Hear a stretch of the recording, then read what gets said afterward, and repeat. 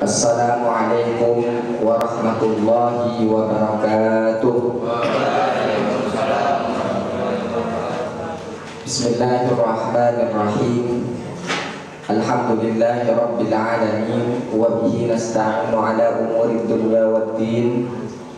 Wassalatu wassalamu ala asyrafil anbiya'i wal mursalin Muhammadin wa ala alihi wa sahbihi ajma'in, amma ba'du. Ayyuhal asatidzah wa talabah rahimakumullah. Alhamdulillah, kita bersyukur kepada Allah Subhanahu wa ta'ala pada kesempatan yang penuh dengan berkah ini. Allah Subhanahu wa ta'ala mentakdirkan kita untuk berkumpul, untuk bersama-sama berada di tempat ini. Tujuannya tiada lain, salah satu diantaranya yaitu belajar, yang kedua mengenang sejarah perjuangan Nabi Muhammad sallallahu alaihi wasallam.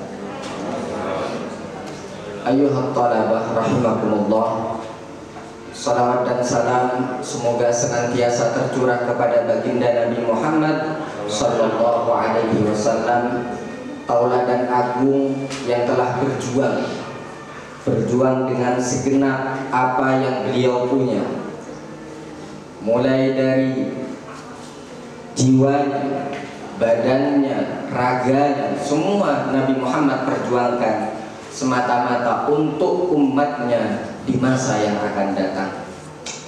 Bahkan Nabi Muhammad seringkali ketika berada di kota Makkah selama 13 tahun, jiwanya sering terancam. Ancaman pembunuhan dari orang-orang musyrik yang datang pada waktu itu seringkali ditujukan kepada Nabi. Tidak hanya kepada Nabi, kepada orang-orang terdekat yang mengikuti Nabi sekalipun seringkali ancaman itu juga ditujukan. Karenanya kita sebagai penerusnya tentu ancaman yang kita hadapi berbeda dengan yang dihadapi oleh Rasulullah sallallahu alaihi wasallam. Kita lebih mudah hidup di zaman saat ini dibanding hidup di masa Nabi. Kita segala fasilitas kemudahan sudah diberikan oleh Allah Subhanahu wa ta'ala. Semoga dengan kemudahan-kemudahan itu kita bisa meneladani Nabi Muhammad sallallahu alaihi wasallam, terutama melalui peristiwa hijrah yang insya Allah akan kita peringati besok hari Kamis 1 Muharram. Ayyuhat talabah wal asatidzah rahimakumullah. Hari ini, hari Rabu, adalah hari terakhir dari bulan Zulhijjah. Itu artinya nanti malam, yaitu ketika azan maghrib dikumandangkan, itu tanda bahwa 1 Muharram telah masuk. Artinya tahun baru kita sudah di hadapan kita bersama. Kalau tradisi agama atau budaya orang di luar Islam memperingati hari-hari atau memperingati tahun barunya dengan berfoya-foya, dengan berpesta ria, sehingga dia lupa kepada Allah Subhanahu wa ta'ala. Tetapi kita umat Islam, ketika datang tahun baru atau hari pertama dalam kalender Islam, kita dianjurkan untuk bermuhasabah, kita dianjurkan untuk beramal baik, dan kita dianjurkan untuk melakukan hal-hal positif yang lain. Itulah yang kemudian membedakan Islam dengan tradisi, dengan budaya dan agama lain. Karenanya kita pantas untuk bergembira, dan tentu wujud kegembiraan kita dengan datangnya tahun baru Islam dengan mengikuti sunnah-sunnah yang telah diajarkan oleh Rasulullah sallallahu alaihi wasallam. Ayyuhat talabah wal asatidzah rahimakumullah. Dalam 1 tahun itu ada 12 bulan, baik dalam kalender Masehi atau kalender Hijriyah. Tetapi bulan-bulan yang ada di kalender Masehi itu berbeda namanya dengan bulan-bulan yang ada di dalam kalender Hijriyah.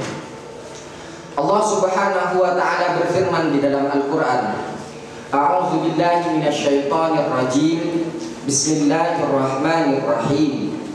Inna iddatash syuhuri 'indallahi 12 syahra fi kitabillahi yawma khalaqas samawati wal ard minha arba'atun hurum dzalika ad-dinul qayyim fala tadlimu fihinna anfusakum ila akhiril ayat.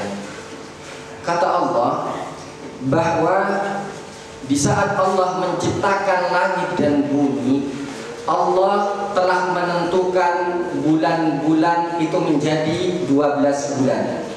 Jadi dalam satu tahun ada 12 bulan. Kemudian dari 12 bulan itu ada 4 yang haram. Nah, jadi ada berapa mas yang haram? Ada 4. Apa saja bulan haram itu? Kalau kamu mencari di Al-Quran, nggak akan dapat bulannya bulan apa.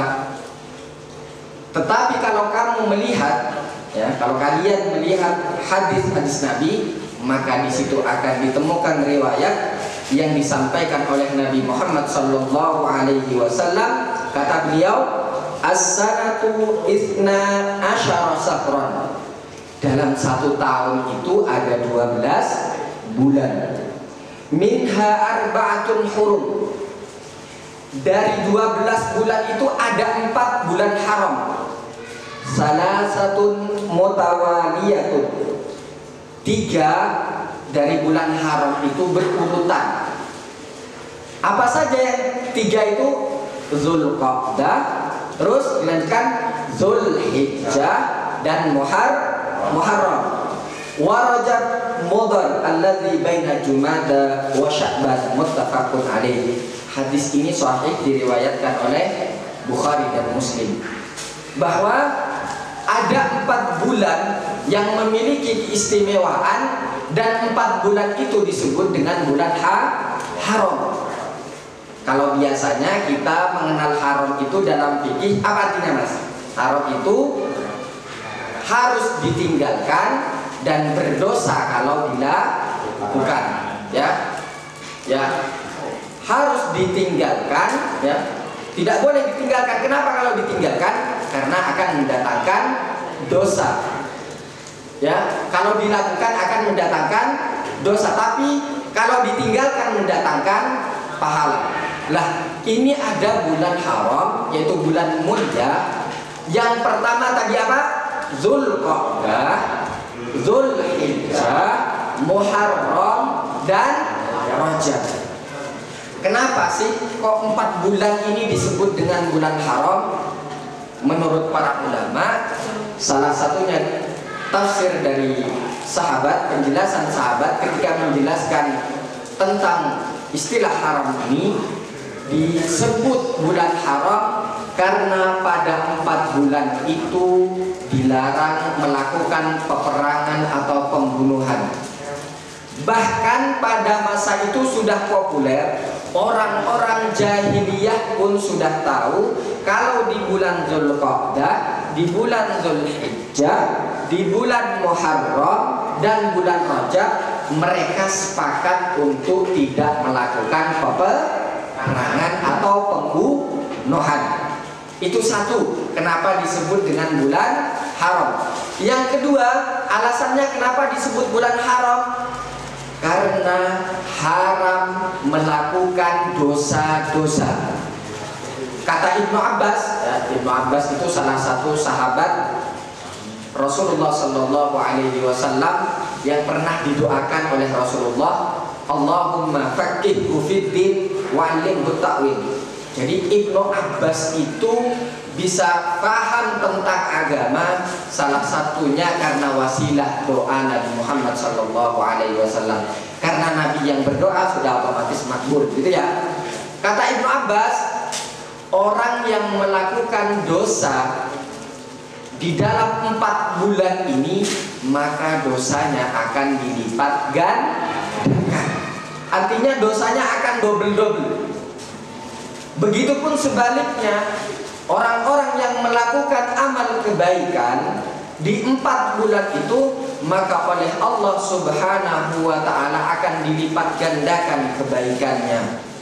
Mudah-mudahan kita semua di momentum Muharram ini termasuk di antara orang-orang yang cinta beramal baik dan dijauhkan dari amal buruk. Karenanya sudah saatnya lah kita, ya, antum selama kurang lebih 4-5 bulan berada di rumah. Mudah-mudahan Ustadz Husnudzon di antara kalian atau bahkan antum semua masih tetap melaksanakan rutinitas atau sunnah-sunnah yang dianjurkan sekolah dan pondok. Tilawahnya lancar, sholat berjamaahnya istiqomah, sholat tahajudnya setiap malam dan lain sebagainya. Mudah-mudahan ya itu terus berjalan sampai kita nanti dijemput oleh Allah Subhanahu wa taala. Amin amin ya rabbal alamin. Itulah anak-anakku yang dirahmati oleh Allah, kenapa 4 bulan yang telah saya sebutkan tadi disebut dengan istilah haram, ya, bulan-bulan yang diharamkan di dalamnya melakukan pertumpahan darah atau pembunuhan, dan bulan-bulan di mana diharamkan bagi kita untuk melakukan dosa-dosa. Hendaknya keistimewaan yang ada di bulan Muharram itu kita tahu dan kita mengamalkannya. Ada yang tahu apa keistimewaan bulan Muharram? Ada yang tahu? Akan Ustadz sebutkan satu persatu. Setidaknya ada 3 hal yang harus menjadi motivasi kita untuk berbuat, untuk melakukan amal-amal kebaikan selama kurang lebih 1 bulan ke depan. Yang pertama, bulan Muharram dikenal dengan bulannya Allah.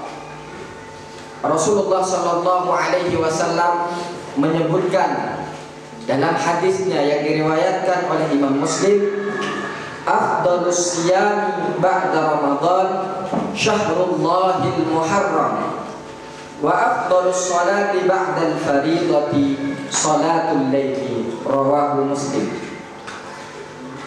Puasa yang paling utama setelah puasa Ramadan adalah puasa di bulan Allah. Ingat, di garis bawah, di bulan Allah. Apa bulan Allah itu? Al-Muharram. Jadi tadi ada bulan haram. Ada berapa bulan haram? 4. Sekarang ada nama bulan yang disebut oleh Rasulullah secara khusus, dan itu tidak disebutkan ke bulan-bulan yang lain. Bulan itu disebut dengan Syahrullah, bulan Allah. Memang semua bulan yang 12 itu bulan yang diciptakan oleh Allah, tentu memiliki kebaikan-kebaikan. Tetapi ada bulan yang di situ nama Allah disandarkan ke nama bulan itu. Apa namanya? Syahrullah al-Muharram. Allah menyebutkan bulan Muharram itu dengan bulannya Allah. Artinya apa?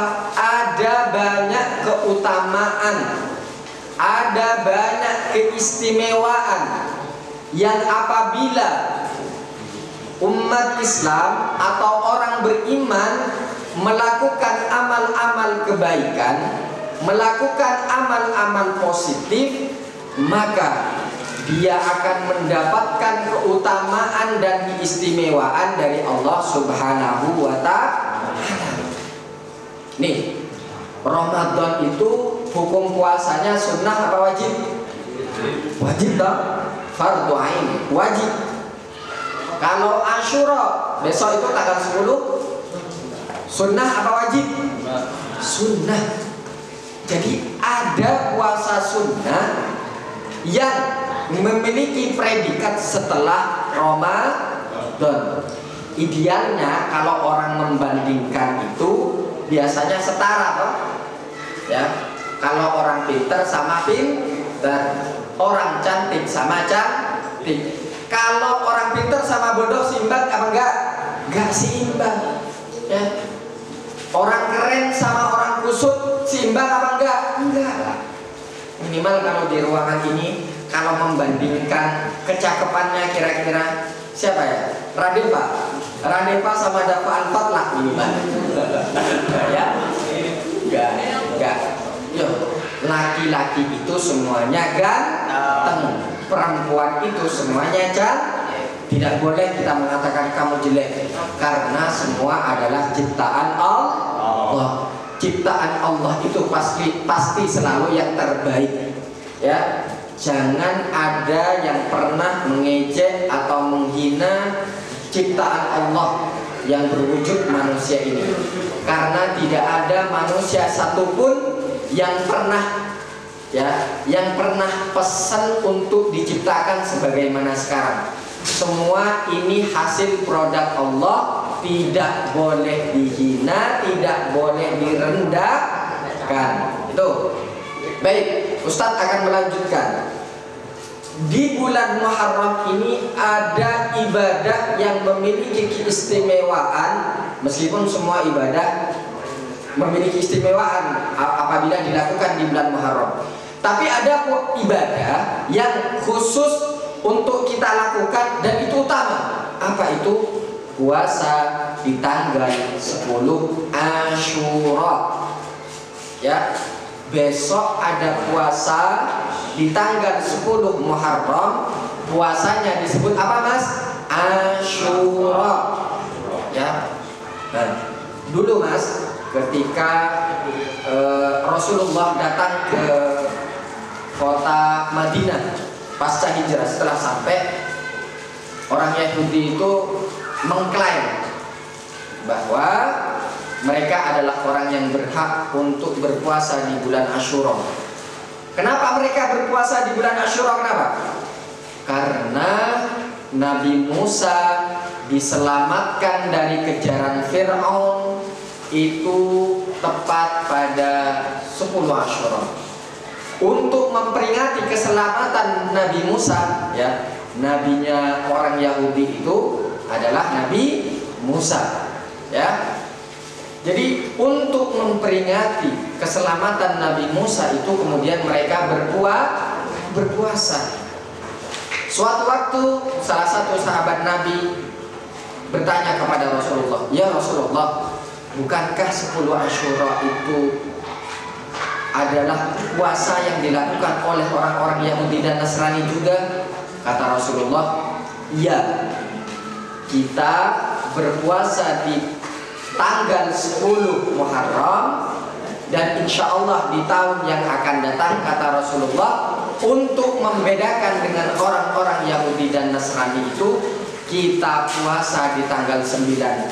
Tetapi 1 tahun berikutnya Rasulullah sudah wafat dan tidak sampai puasa di puasa Tasu'a itu, di tanggal 9-nya itu. Karenanya kita sebagai penerus dari Rasulullah Sallallahu Alaihi Wasallam, maka kita dianjurkan, disunnahkan untuk berpuasa di tanggal 9, 10 dan 11. Ya, kalau tidak mampu cukup di 9, 10-nya saja. Ya, Mas, insya Allah besok akan ada edaran, ada informasi kepada semua santri, terutama yang pondok, akan dianjurkan untuk berpuasa di tanggal 10 bulan Muharram itu. Ayyuhat talabah rahimakumullah. Itulah salah satu keutamaan yang bisa kita ambil dari peristiwa datangnya bulan Muharram. Terus yang kedua yang bisa kita ambil pelajaran dari datangnya bulan Muharram adalah peristiwa hijrahnya Nabi Muhammad Sallallahu Alaihi Wasallam, di mana selama kurang lebih 13 tahun lamanya. 13 tahun itu lama apa sebentar, Mas? Lama. Kalian ini yang ada di depan saya ini rata-rata usianya 13 tahun. Ada nggak yang 14 tahun? Ada yang 14 tahun. Ya, alhamdulillah, lebih 1 tahun dari usia Nabi berdakwah di Mekah. Ya, berarti kalau kalian yang lebih 1 tahun itu setidaknya sudah mengikuti hijrah kira-kira kalau masa itu. Jadi Nabi Muhammad, mohon diperhatikan, Nabi Muhammad berdakwah di tengah orang-orang musyrik, para penyembah berhala. Kalau orang biasa nyebutnya kaum pagan, dikenal dengan apa istilah jahiliyah. Ya, pindah dari satu tempat ke tempat yang lain, saya kira tidak ada yang mau ngancam bunuh, tidak ada. Tetapi Rasulullah saat berdakwah di Mekah itu ancamannya pembunuhan. Itu Rasulullah yang melewati perjalanan hijrahnya dengan sabar, ditemani oleh Abu Bakar, ditemani oleh salah seorang penunjuk. Ya, Rasulullah mengikuti arahan karena memang Rasulullah tahu dia adalah orang yang amanah, yang bisa dipercaya untuk menunjukkan beliau sampai ke kota Madinah. Ayyuhal asatidzah wa talabah rahimakumullah. Itulah momen hijrah yang dilakukan oleh Nabi. Untuk lebih lengkapnya sejarah hijrah bisa kalian baca di buku-buku sirah. Ustadz hanya menjelaskan secara ringkas teladan yang bisa kita ambil dari hijrah Nabi Muhammad SAW, bahwa dalam proses hijrah Nabi dan sahabatnya pada waktu itu, beliau mengalami intimidasi, diancam, tetapi beliau tetap sabar.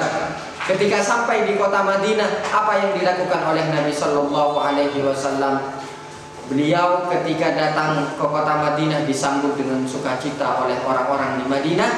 Kemudian setelah itu beliau datang ke rumah orang yang dalam hitungan orang di sekitarnya waktu itu bukan orang kaya.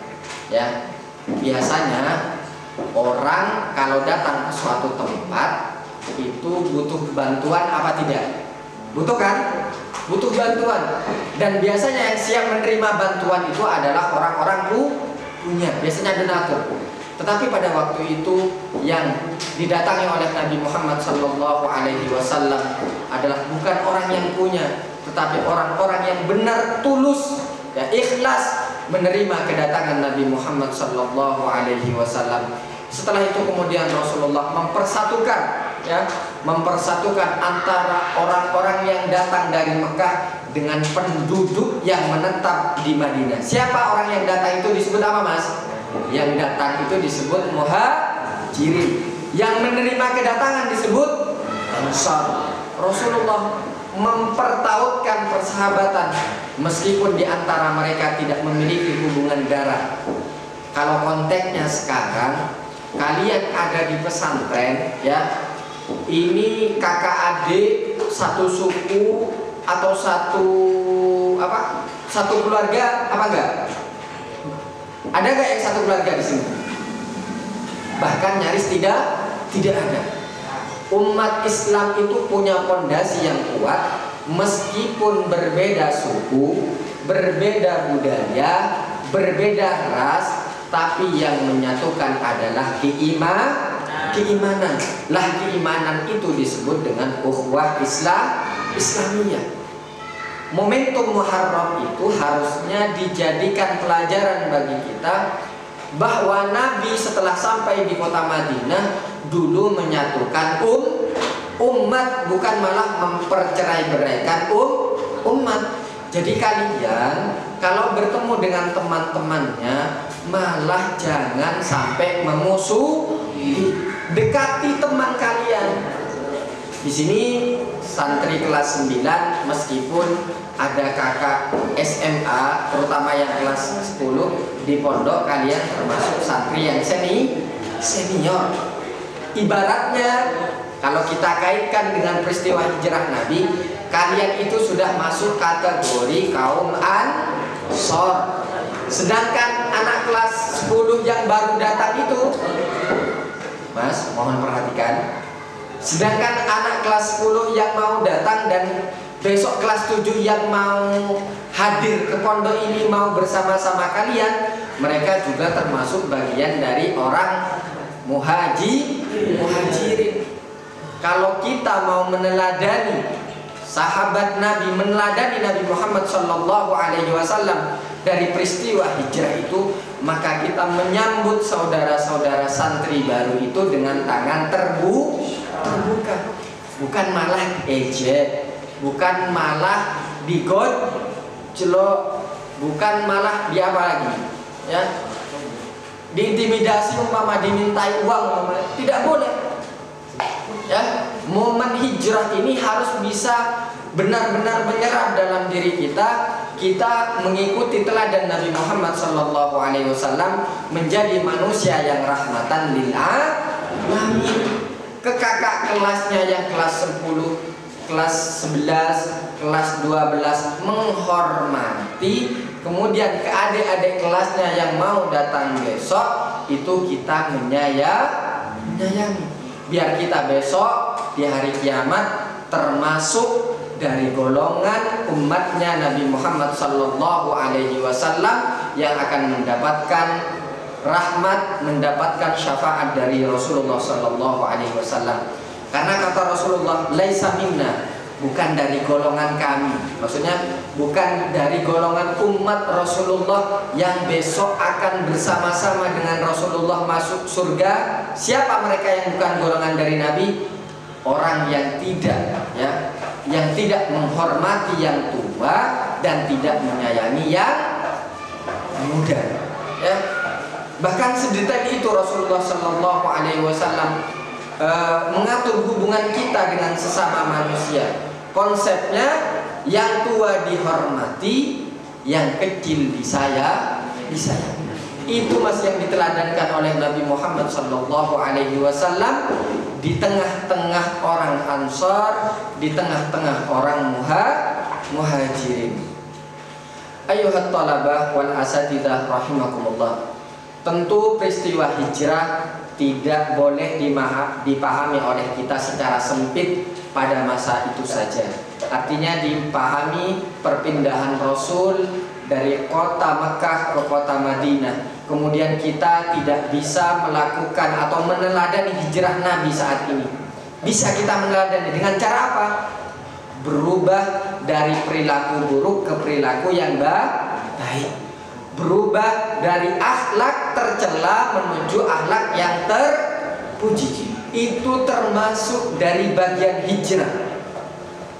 Sebagaimana sabda Rasulullah SAW, al-muhajiru man hajara manahallah. Kata Rasul, ini kira-kira konteks yang pas untuk kita saat ini. Hijrah itu, orang yang hijrah itu adalah orang-orang yang menjauhi dari segala sesuatu yang dilarang oleh Allah. Kalau kalian bertakwa, beramal baik dan istiqomah dengan kebaikan itu, maka kalian sudah termasuk kaum muhajir, orang muhajir, orang yang hijrah. Jadi kalian beruntung, ya, meskipun hidup di masa yang jauh dari Rasulullah, 14 abad yang lalu, tetapi bisa menikmati momen-momen muhajir, momen-momen hijrah. Dengan caranya apa? Dengan meneladani Nabi Muhammad SAW dan para sahabatnya, dan mengikuti apa yang menjadi larangan-larangan Rasulullah SAW. Kenapa? Di saat antum, di saat saya menjauhi hal-hal yang dilarang oleh Allah, oleh Rasulullah SAW, di saat itu pula kita memperoleh predikat muhajir, orang yang hijrah. Tentunya tidak hanya menjauhi larangan Allah Subhanahu wa Ta'ala. Setelah kita menjauhi larangan Allah, tentu didahului dengan melakukan perintah-perintah Allah Subhanahu wa Ta'ala, atau dalam bahasa sehari-hari atau dalam bahasa agama kita menyebutkan dengan istilah takwa.